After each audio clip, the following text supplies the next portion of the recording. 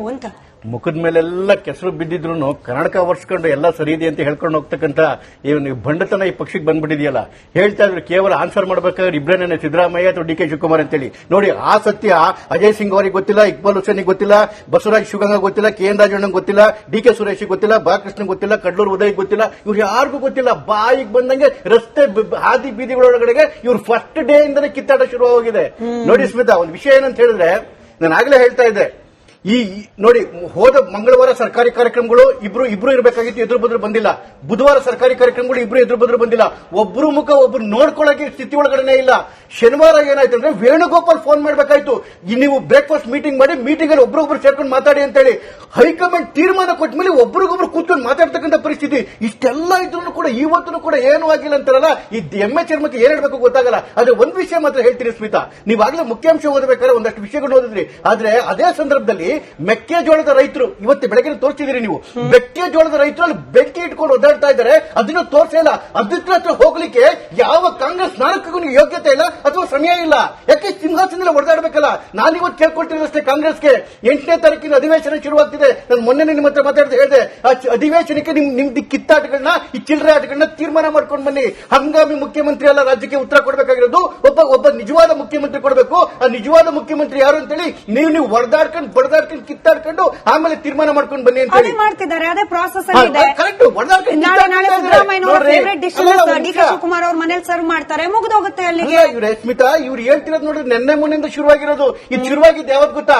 ಸರ್ಕಾರ ಅಧಿಕಾರಕ್ಕೆ ಬಂದಾಗ್ಲಿಂದನೂ, ಅಧಿಕಾರಕ್ಕೆ ಬಂದಾಗ ಇವರಿಬ್ಬರದ್ದು ಕಿತ್ತಾಟ ನಡಿಬೇಕಾದ್ರೆ ಇವರು ಎಚ್.ಸಿ. ಮಹದೇವಪ್ಪ ಹೇಳಿದ್ರು, ಏನೋ ಮುಖ್ಯಮಂತ್ರಿ ಆಗೋಕೆ ಯೋಗ್ಯತೆ ಬೇಕು ಅಂತೇಳಿ. ಯಾರ ಬಗ್ಗೆ ಹೇಳಿದ್ದು? ಡಿ.ಕೆ. ಶಿವಕುಮಾರ್ ಬಗ್ಗೆ. ಅದಾದ 4 ದಿನಕ್ಕೆ ಇವರು ಜಮೀರ್ ಅಹ್ಮದ್ ಹೇಳ್ತಾರೆ 5 ವರ್ಷ ಇವರೇ ಮುಖ್ಯಮಂತ್ರಿ ಅಂತೇಳಿ. ಅದಾದ 4 ದಿವಸಕ್ಕೆ ಬಸವರಾಜ ಶಿವಗಂಗ ಹೇಳ್ತಾರೆ ಇಲ್ಲ ಇವರು ಮುಖ್ಯಮಂತ್ರಿ ಆಗಬೇಕು ಡಿ.ಕೆ. ಶಿವಕುಮಾರ್ ಅಂತೇಳಿ. ಮೊದಲನೇ ದಿವಸದಿಂದಲೂ ನಾನು ನೀನು ಅಂತ ಕಿತ್ತಾಡ್ಕೊಂಡೆ ಒದ್ದಾಡ್ ಸಾಯ್ತಾ ಇದಾರೆ ಬಿಟ್ರೆ, ರಾಜ್ಯಕ್ಕೆ ಬೆಂಕಿ ಇಟ್ಬಿಟ್ಟಿದ್ದಾರೆ ಬಿಟ್ರೆ ಬೇರೆ ನಿಖಿತ್ ಅವರು ಬಹಳ ಸ್ಪಷ್ಟವಾಗಿ ಹೇಳಿದ್ರು, ಸನ್ಯಾಸಿಗಳೆಲ್ಲ ಇಬ್ರು ಕೂಡ ಮಹತ್ವಾಕಾಂಕ್ಷಿ ರಾಜಕಾರಣಿಗಳೇ, ಅದರಲ್ಲಿ ಅಭ್ಯಂತರ ಏನಿದೆ? ಗೆಲ್ಸಿರೋದು ನಿಮ್ ಮಹತ್ವಾಕಾಂಕ್ಷೆ ಎಲ್ಲ ನೋಡು. ಬಾವಿಗೆ ಹೋಗಿ ನೀವು ಅದು ಬಿಟ್ಬಿಟ್ಟು ರಾಜ್ಯವನ್ನ ಬೆಂಗಾಡು ಮಾಡ್ಬಿಟ್ಟು ನೀವು ಮಹತ್ವಾಕಾಂಕ್ಷೆ ಮಾಡೋದು. ಇವತ್ತು ನೋಡ್ಕೊಂಬನ್ನಿ, ಯಾವ್ದಾದ್ರು ಒಂದು ಇಷ್ಟು ಜನ ಎಂ.ಎಲ್.ಎಗಳು ಬಂದು ಮಾತಾಡಿದ್ರಲ್ಲ, ಯಾವ್ದಾದ್ರು ಒಬ್ಬ ಎಂ.ಎಲ್.ಎ ಬಂದ್ಬಿಟ್ಟು ನಾನು ಒಂದು ಶಂಕುಸ್ಥಾಪನೆ ಮಾಡಿದ್ದೀನಿ ಅಂತ ಯಾವಾದ್ರೂ ಹೇಳ್ತಾನ? 1 ಕಿಲೋಮೀಟರ್ ರೋಡ್ ಮಾಡಿದೀನಿ ಅಂತ ಯಾರಾದ್ರೂ ಹೇಳ್ತಾರ? ಒಂದು ಹಾಸ್ಪಿಟಲ್ಗೆ ಬಂದಿದೆ ಅಂತ ಹೇಳ್ತಾರ? ಬಳ್ಳಾಗೋಗಿದೆ, ಹೆಣ್ಮಕ್ಳು ಇಲ್ಲ. ನೀವು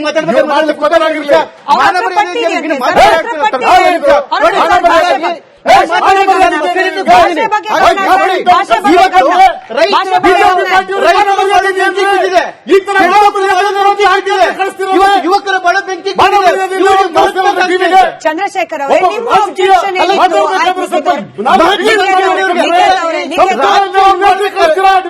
ಚಂದ್ರಶೇಖರ್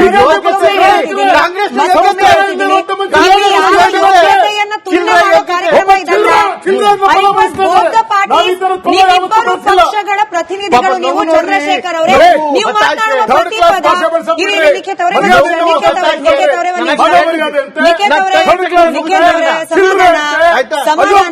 ಸಮಾಧಾನ.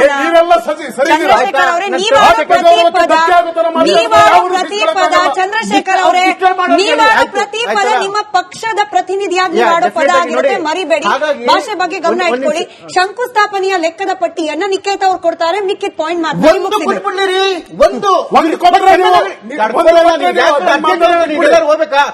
ಹೋಗೋಣ, ನಿಂಗೆ ಅರ್ಜೆಂಟ್ ವಿಷಯ ಮಾತಾಡಿ. ಅವ್ರ ಹತ್ರ ಪಟ್ಟಿ ಇದೆ, ಅವ್ರು ಕೊಡ್ತಾರೆ. ಕ್ವಿಕ್ ಆಗಿ ಸರ್, 20 ಸೆಕೆಂಡ್. ಇವತ್ತು ರಾಜ್ಯವೇ ನರ್ಕಾಗೋಗಿದೆ. ಆ ನರ್ಕದ ಬಗ್ಗೆ ಚಿಂತನೆ ಇಲ್ಲ. ಒಂದು ಏನ್ ಬಹಳ ಇಂಟ್ರೆಸ್ಟಿಂಗ್ ವಿಷಯ ಏನ್ ಗೊತ್ತಾ ಸ್ಮಿತಾ?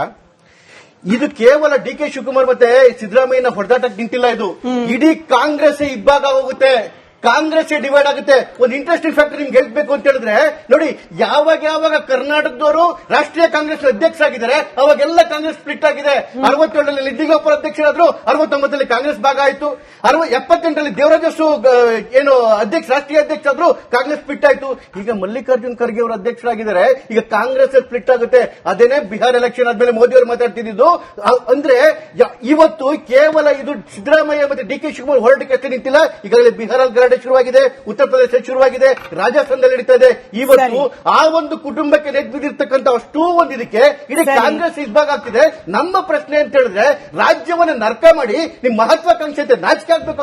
ಚಂದ್ರಶೇಖರ್ ನೋಡಿ, ಇಲ್ಲ ಕಾಂಗ್ರೆಸ್ ಪಕ್ಷವನ್ನ ಇಬ್ಬಾಗ ಮಾಡೋ ಆಸೆ ಬಿಜೆಪಿಗೆ ಇರ್ಬೋದು. ಯಾಕಂದ್ರೆ ನೀವು ಬಂದಿರೋದೇನೆ ಕಾಂಗ್ರೆಸ್ ಮುಕ್ತ ಭಾರತ ಕೇಳಿಸ್ಕೊಳ್ಬೇಕು, ಕಾಂಗ್ರೆಸ್ ಮುಕ್ತ ಭಾರತ ಮಾಡೋ ಇರಾದೆ ನಿಮ್ದು ಇರ್ಬೋದು ಸರ್.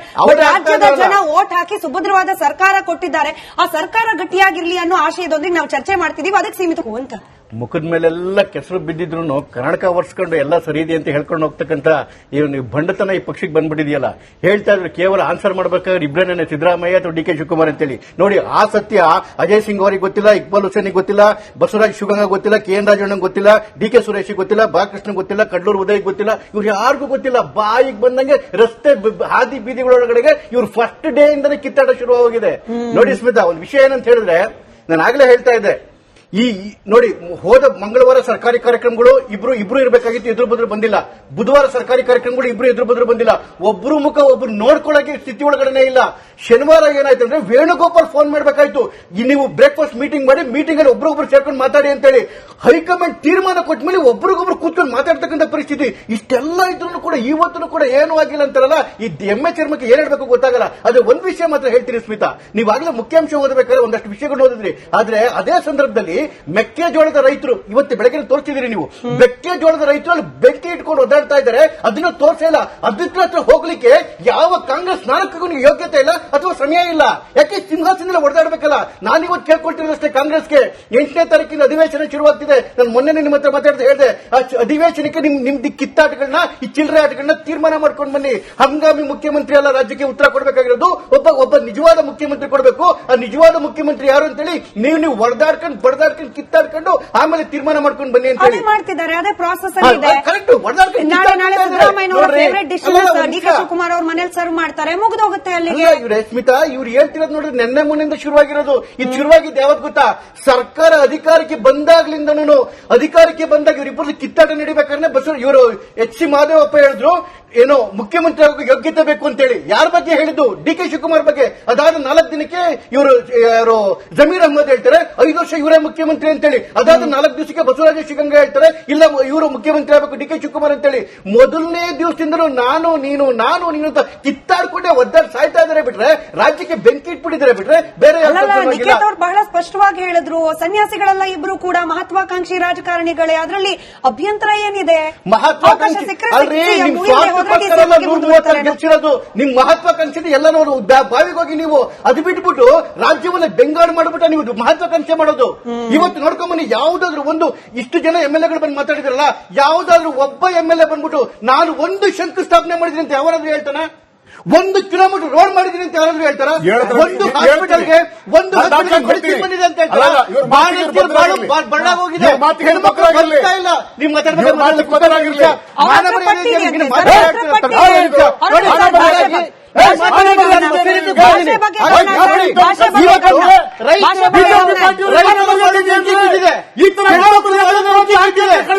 ಯುವಕರ ಬಡ ಬೆಂಕಿ. ಚಂದ್ರಶೇಖರ್ ಅವರೇ, ನಿಮ್ಮ ಅಬ್ಜೆಕ್ಷನ್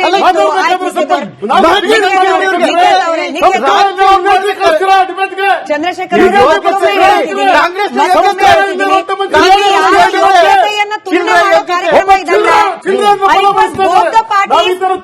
ಪಕ್ಷಗಳ ಪ್ರತಿನಿಧಿಗಳು ನೀವು. ಚಂದ್ರಶೇಖರ್ ಅವರೇ, ನೀವು ಮಾತನಾಡುವ ಪ್ರತಿ ಪದ ನಿಖಿತ್ ಅವರೇ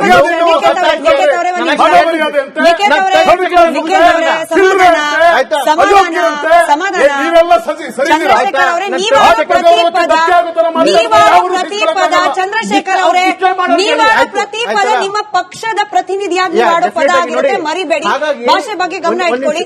ಶಂಕುಸ್ಥಾಪನೆಯ ಲೆಕ್ಕದ ಪಟ್ಟಿಯನ್ನ ನಿಖಿತ್ ಅವ್ರು ಕೊಡ್ತಾರೆ, ಮಿಕ್ಕಿದ ಪಾಯಿಂಟ್ ಮಾತ್ರ